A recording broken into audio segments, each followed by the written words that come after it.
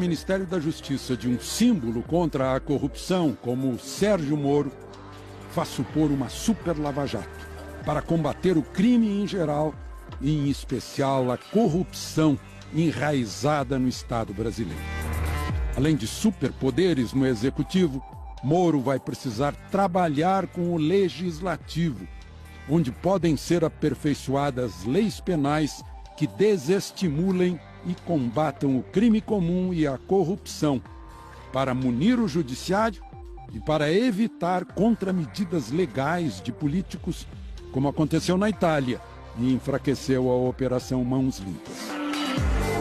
Como livrar o Brasil dos crimes de sangue e de dinheiro? Para falar sobre esse tema, nós convidamos o Rodrigo Chemin, que é procurador de Justiça do Paraná e autor do livro atualíssimo Mãos Limpas e Lava Jato, a corrupção se olha no espelho. Convidamos também o Eduardo Mendonça, que é professor de Direito Constitucional do UniCeub e coordenador-geral do Centro Brasileiro de Estudos Constitucionais. E o ministro Gilson Dipp, aposentado do Superior Tribunal de Justiça com uma longa carreira no Poder Judiciário. Ministro Gilson, vou começar pelo senhor, porque eu sei que foi o senhor quem encaminhou o juiz Sérgio Moro, que o senhor chama até de Sérgio. Será que o Sérgio vai dar conta das expectativas em torno dele agora? Alexandre, há um certo exagero nesse encaminhamento. Eu conheço o juiz Sérgio Moro, evidentemente, desde que adentrou na magistratura. Ele disse que foi há 22 anos, então eu o conheço há 22 anos, e em especial porque eu fui o relator da criação das varas especializadas no processamento e julgamento dos crimes contra o sistema financeiro nacional e lavagem de dinheiro, que foi um marco na história do judiciário nacional, e as primeiras 3 varas que foram instaladas foram Curitiba, Porto Alegre e Florianópolis, exatamente no Tribunal da 4ª Região, de onde eu também sou oriundo e fui presidente. E conheço o Sérgio com sua tenacidade, com sua capacidade desde aquela época. Ele foi um marco e continua sendo um marco no judiciário brasileiro. A sua esperança em relação a ele? Ele vai enfrentar um tema novo. Ele tem uma capacidade muito grande, uma respeitabilidade muito grande. Vai assumir um ministério que não é apenas um ministério que tenha um enfrentamento à corrupção, ao crime organizado, à nova legislação, mas vai tratar de assuntos amplos, indígenas. Eu gostaria de interrompê-lo para mostrar o ministério, para todo mundo ter uma noção de que tamanho vai ser esse ministério, que ministério vai ser esse, né? Esse grande ministério da Lava Jato e afins, né? Vamos ver, na reportagem do Wilson Clark. Ficarão sob a responsabilidade direta de Sérgio Moro vários órgãos que atuam no combate ao crime, como a Polícia Federal, a Polícia Rodoviária Federal, a Secretaria Nacional de Segurança Pública, que controla a Força Nacional, o Departamento Penitenciário, a Secretaria Nacional de Política sobre Drogas, a Secretaria Nacional de Justiça, que cuida de refugiados e recuperação de dinheiro desviado para o exterior, e a Comissão de Anistia, que trata dos casos de violação de direitos humanos na ditadura militar. Ao Ministério da Justiça também estão vinculadas a FUNAI, a Fundação Nacional do Índio e o CAD, órgão que atua na defesa da concorrência. Além disso, o novo ministério deve absorver uma parte do COAF, que combate lavagem de dinheiro e hoje é vinculado ao Ministério da Fazenda. O superministério também pode abrigar a Controladoria Geral da União. Promotor Chemin, como autor de um livro sobre Lava Jato e Mãos Limpas, como é que o senhor vê esse superministério? Acho que é um desenho interessante, novo. Ele aproxima o COAF, né, do Ministério da Justiça. Acho que o COAF é um órgão que deveria, de fato, estar vinculado, porque ele faz investigações de lavagem de dinheiro. E o sigilo do COAF, como é que ficaria? Não, o sigilo do COAF internamente não existe. Ele existe para o público externo, né? Mas o COAF ele acessa informações, e como os seus órgãos similares no mundo inteiro também acessam. E eu acho que é interessante essa aproximação, porque vai permitir ter uma dinâmica e uma maior compreensão de como é que funciona a questão da lavagem de dinheiro no Brasil, aproximando COAF, Polícia Federal E acho que os desafios são grandes aí pela frente. Os senhores lá em Curitiba têm desafios grandes, né? O país inteiro, né? Tem um desafio. Pois é. E aí, como constitucionalista, como é que o senhor vê a constituição desse ministério? Eu vejo com bons olhos, Alexandre. Acho que a Lava Jato é um marco de eficiência. Ela conseguiu romper um ciclo de ineficiência do Estado no combate à corrupção. É lógico que há reservas, todos podem ter. Acabou aqueles tempos de engavetador geral da República, né? Acho que as coisas estão andando, estão funcionando. Há uma percepção de que o Estado está conseguindo alcançar criminalidade que antes não conseguia. E há muitos desafios, para além da corrupção, que precisam também ser enfrentados. A segurança pública, em geral, né, a criminalidade comum que se tornou endêmica no Brasil e dramática, eu espero que a experiência bem-sucedida dessa gestão mais ampla na Lava Jato possa beneficiar esses outros temas também. Pois é, o juiz Sérgio Moro acaba de dar uma longa entrevista e a gente separou uma parte assim de metas, de objetivos dele, o que está na cabeça dele como planejamento. Vamos ouvir. Muito rapidamente, exemplos que não são definitivos. Como eu disse, há necessidade de discutir. Alteração de regras de prescrição dos crimes, avaliar a possibilidade de deixar mais claro na lei a execução em segunda instância, a previsão da execução das sentenças dos tribunais do júri. Já existe um precedente da primeira turma do Supremo Tribunal Federal admitindo que vereditos do tribunal do júri, ou seja, crimes de homicídio, possam ser executados independentemente dos recursos. Para um quadro grave de uma epidemia de homicídios, me parece importante essa medida. A proibição de progressão de regime prisional quando houver prova de ligação do preso com organizações criminosas. O senhor, como juiz, sente também que há falta de alguns instrumentos para que o judiciário possa executar bem sua missão? Há um excesso de recursos, a modificação e atualização da legislação é pertinente, não todo esse pacote anticorrupção, porque tudo que vem em pacote pode-se tirar o fruto bom, o fruto que não é bom. Mas é necessário que o judiciário tenha instrumentos mais modernos à mão e chama a atenção que o Moro vai ter que negociar com o Congresso Nacional, porque ele apresenta uma série de medidas, de propostas legislativas.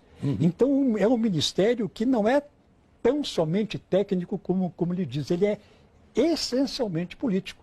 E o Ministério da Justiça... Embora, porque está se discutindo, né? É político, mas não é partidário, é político com P maiúsculo. É político, né? Que faz parte do Executivo. E Sérgio Moro vai ter que ter, e certamente terá, a capacidade de dialogar com setores com que ele não estava acostumado. Com o Congresso, deputados, senadores, vai estar no Executivo com toda a gama de inspirações políticas e partidárias, mas eu tenho certeza que ele vai sair bem, porque Moro é mais importante para o governo do que o governo para Moro. Professor. Eu acho que é saudável que alguém como o juiz Sérgio Moro, ex-juiz Sérgio Moro, esteja à frente desse processo, porque acho que há um descasamento entre o que a sociedade espera da persecução penal e alguns instrumentos que hoje existem para que ela aconteça. E nada melhor que alguém que é percebido pela sociedade como um símbolo de uma renovação, como símbolo do rompimento desse descasamento, para que essa negociação seja mais transparente, mais republicana. E acho que a negociação com o Poder Legislativo, que tem que ser feita, pode ser mais republicana, e como um ex-magistrado, a preocupação com as garantias constitucionais também vai ser colocada em evidência. Essas são necessidades da promotoria também? São necessidades do Estado brasileiro no combate à criminalidade elitizada, criminalidade do colarinho branco. Eu acho que esse é o ponto principal. O lado mais positivo da ida do Sérgio Moro para o Ministério vai ser que ele vai ser uma mola propulsora para discutir temas de melhoria da legislação brasileira, particularmente no combate à criminalidade elitizada. E eu acho que faltam muitos instrumentos, a questão da prescrição no Brasil é um problema. Nós temos regras de prescrição que são muito afrouxadas, e isso favorece muito a impunidade nesse setor. Há uma seletividade não operante na criminalidade do colarinho branco.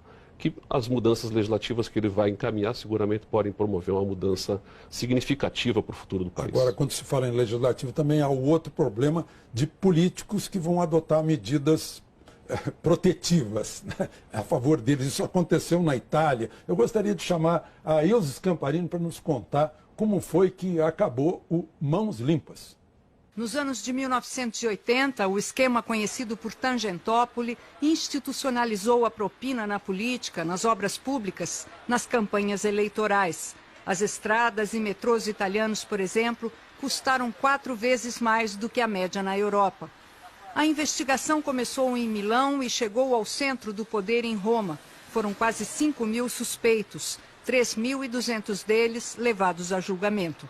Dois partidos mais envolvidos no esquema de corrupção, o socialista e a democracia cristã, desapareceram da cena política. A Operação Mãos Limpas durou 2 anos, de 1992 a 1994, e levou a 1.300 condenações. Mas os magistrados pagaram um preço alto. Não muito tempo depois, quando Silvio Berlusconi virou primeiro-ministro, ele criou leis que enfraqueceram o judiciário e a corrupção na Itália voltou a crescer. Leis que enfraqueceram o judiciário, leis que enfraqueceram as leis. Ministro, parece que o eleitor votou contra a corrupção também. Isso seria um fator de dissuasão em relação aos políticos que estejam mal intencionados? Perfeitamente.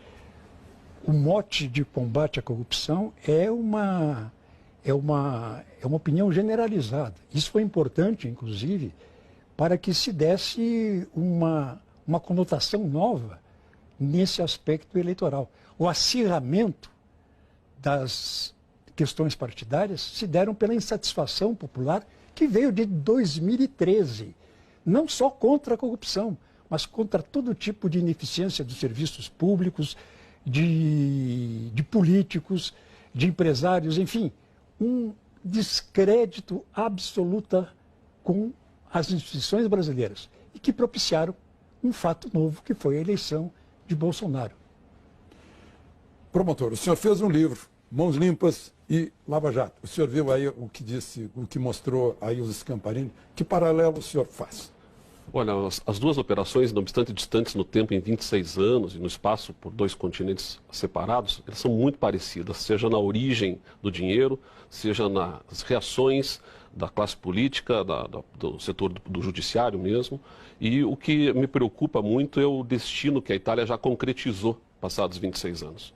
Porque a Itália hoje ela é tão corrupta quanto era 26 anos atrás, e isso se deve, em grande medida, a essas alterações legislativas que o Silvio Berlusconi, no primeiro momento, protagonizou, e depois outros políticos também seguiram em paulatinas alterações que neutralizaram os resultados da investigação, dando um recado aos políticos, eles deram os recados a eles mesmos, na verdade, que eles podem seguir nessa prática que sempre se dá um jeito. Nós estamos para definir que futuro nós teremos. Então dá para a gente arriscar um porquê milfano e dizer que a nossa Lava Jato está melhor que as Mãos Limpas, numa direção melhor? Eu acho que nós estamos no momento de definir o que nós seremos daqui a 26 anos. Que futuro nós teremos. Agora é o momento. Essa nova legislatura, o Sérgio Moro indo para o Ministério da Justiça, nós podemos ter a perspectiva de desenhar um futuro diferente do que aquele que a Itália já, como eu disse, concretizou de maneira não... Então já sabemos o que não fazer. Sabemos o que não fazer. A Itália, inclusive, hoje, nesse ano de agora, nesta semana, está discutindo se muda a legislação de prescrição, por exemplo. Porque a legislação que eles fizeram na Itália, ela acabou reduzindo os prazos prescricionais pela metade, e isso impactou de forma brutal. Inventaram anistia também? Anistias, diminuíram prazos prescricionais, descriminalizaram condutas. Eles fizeram uma série de alterações que realmente neutralizou a ação do Estado no combate a crime organizado e criminalidade do poder. Diz respeito a juízes que deram a vida, né? É verdade. Então, professor, Mãos Limpas, Lava Jato, Legislativo brasileiro, como é que o senhor vê isso? Eu concordo com a avaliação do Rodrigo, do ministro Dipp, dizer, a distância no tempo, a experiência que a Mãos Limpas representa nos dá a vantagem do retrospecto. É inevitável que quando se mexe em criminalidade de alto nível, o sistema político que participa ou tem acesso a esses instrumentos tente se proteger e, portanto, a reação é esperada. Mas nós temos hoje consciência disso, temos a experiência italiana para servir de alerta E acho que a ida do juiz Sérgio Moro para o Ministério da Justiça é uma sinalização muito forte de que esse não será o caminho buscado pelo governo, pelo menos nesse momento. Acho que temos uma chance boa de escapar dessa sina italiana. Como é que o senhor vê a força das urnas nisso? Que é uma força recente. Acho uma que é muito energia, emblemático. vamos chamar assim. Foi um recado, certamente um recado de que a sociedade, como disse o ministro Dipp, ela está insatisfeita tanto com a forma como a política se comporta, quanto com os serviços públicos que recebe. E acho que a segurança pública talvez seja o mais emblemático nesse momento. Há uma conscientização muito intensa, muito enfática de que a sociedade não quer que as coisas continuem como estão. Então, esse momento cívico, essa energia cívica, pode ser usada de forma espetacular para que a gente mude estruturalmente alguns gargalos do sistema político no Brasil. Mas é preciso aproveitar essa energia cívica e não deixar que ela se dissipe. Exatamente. Essa é a oportunidade. Exatamente. Eu gostaria de mostrar uma pergunta, porque a gente passou por cima do judiciário assim mais rapidamente do que falamos de Ministério da Justiça e de Legislativo. Uma pergunta vinda pelo Twitter de um Garcia que não é meu parente, mas é o Ricardo Cury Garcia. Existe corrupção no judiciário? Como combatê-la? Eu vou deixar a resposta para logo depois dos comerciais. A gente já volta. Voltamos a falar sobre o novo Super Ministério de Combate ao Crime em geral, e em especial à corrupção. E tem uma pergunta que veio pelo Twitter, do Ricardo Cury Garcia, eu vou repeti-la. Existe corrupção no judiciário? Como combatê-la? Ministro Dipp, o senhor já foi corregedor, é o ideal para responder. Infelizmente, existe sim corrupção. É uma corrupção ínfima em termos de dimensão, mas existe. E isso está comprovado com a atuação do Conselho Nacional de Justiça, que condenou inúmeros magistrados por desvios de conduta. As pessoas se queixam que a pena é muito branda, às vezes é só aposentadoria e a pessoa continua... Nós precisamos modificar a lei orgânica da Magistratura Nacional, que determina que a punição máxima administrativa é a aposentadoria compulsória com os vencimentos. Agora, nada impede de que esses atos praticados administrativamente sejam punidos na esfera penal. Aí o aspecto é mais grave. Qual a sua visão, promotor? Corrupção, onde tiver ser humano, teremos corrupção, né? Ela é inerente à natureza humana. A questão é fazermos uma legislação que nos permita ter mecanismos de controle efetivos. Acho que tudo envolve um controle externo e interno mais potentes. O ministro falou na questão do CNJ. O CNJ tem atuado nessa mecânica de um controle entre um misto de externo e interno, porque ele é um colegiado composto também por integrantes que são de fora do Poder Judiciário.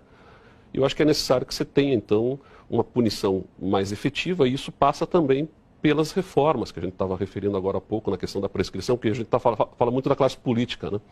Mas essas reformas, elas também permitirão que se puna todo e qualquer agentes público, de Estado, e juízes, promotores, inclusive. E grandes empresários, inclusive, como também tem acontecido, né? E acho que passa pela melhoria da legislação para dar mais efetividade à justiça criminal. Professor. Concordo. Acho que toda instituição humana é sujeita à corrupção, pessoas são corruptíveis. Portanto, no judiciário também há casos, inclusive comprovados, como colocou o ministro Dipp, casos que geraram, inclusive, desdobramentos penais posteriores. Não tenho a percepção de que seja uma corrupção sistêmica. Não acho que o poder judiciário seja corrupto. Acho que há casos de juízes que têm desviado do caminho e precisamos, evidentemente, aproveitar esse momento de insatisfação geral da sociedade com a corrupção para que a legislação que permite o controle e o combate seja aperfeiçoada também aqui. Agora, professor, o Supremo está mais no palco, assim, mais à mostra, mais exposto, né? Canaliza muita coisa por causa do foro privilegiado. Que papel teria o Supremo no combate à corrupção? Que medidas teriam que ser tratadas pelo Supremo? Olha, eu acho que o Supremo teve um papel muito emblemático no começo disso tudo. O julgamento do mensalão, da Ação Penal 470, foi um divisor de águas. Ele antecede a Lava Jato.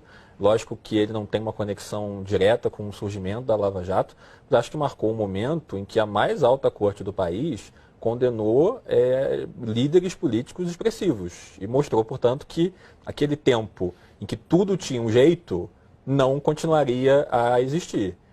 Acho que isso abriu o caminho. E o Supremo continua sendo ponto culminante, ponto final dessas operações. E acho que ele vai ter um papel importante agora de confirmar que a sociedade vai ter direito a ser mais efetiva no combate à corrupção. Outro dia um ex-ministro de Tribunal Superior me disse que há 11 Supremos. Como é que o senhor vê isso? O senhor acha que é assim mesmo? Cada cabeça lá tem uma sentença? Infelizmente, às vezes, isso é perceptível, né?